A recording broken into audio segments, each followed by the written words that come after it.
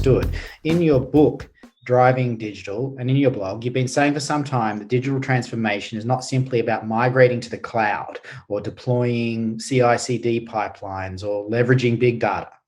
You've said that these major initiatives are now just meeting basic expectations. I think some people will be disappointed with that because they're just meeting basic expectations. So if digital initiatives are not these alone, then what is expected by an organization's complete digital transformation?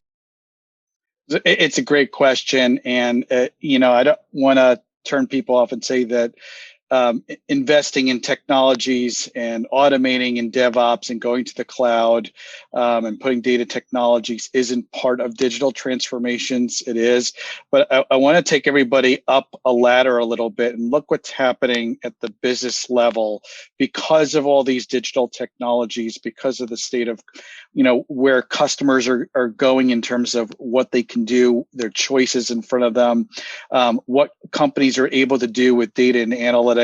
It's really taken every single business by storm and saying the way you've been operating the last 5 years, the way you've been serving customers from an experience perspective, the way you've been using data or not using data, the types of operations and workflows that you've been doing, whether they've been semi-automated or using spreadsheets and emails in between them, all that is going to get reinvented over the next 5 years. And guess what? It's probably going to get reinvented again 5 years after that. It's just the nature of how fast technology is moving today. And so, when we're talking about digital transformation, we're taking things that technology companies have been doing for a long period of time and now saying that mainstream companies have to do these things to be competitive. And that's why digital transformation became such an important word roughly around the 2016, 2017, when it started peaking up. But when you really roll back, I got my front seat to digital transformation all the way back in 2000, watching newspapers and going from a print world where they were, 85% of their revenue was coming from classified ads on newspapers, and then seeing that business model erode significantly from 2001 to this day. Right? That's digital transformation. When you look at what's happening in banking today, where much of the customer interaction used to be in the branch, and then all of a sudden COVID hit and you can't go to your branch anymore.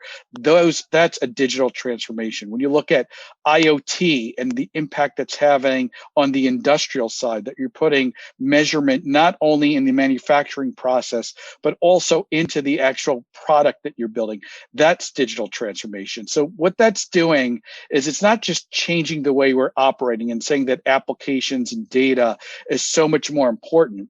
It's changing the way we're creating products and services, right? They're straddling the boundaries of both physical and digital worlds.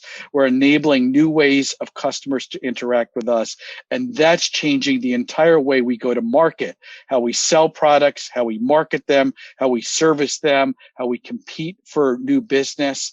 And so when you put all that together, technology, the way we're operating on the front office and the way we're operating on the back office, that's what transformation is all about. And so when you put that and you come back down into the technology layer, that means every company is trying to build up skills, process, platform around technologies. We're all trying to build applications out.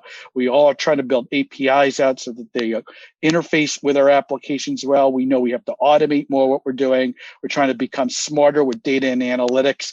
And that is the underpinning of the execution of digital transformation strategies. How's that, David? Yeah, that was good. So listen, it sounds to me that the focus then should be on the business model change. So focusing on the business model, the technology is the implementation, the tools for implementation.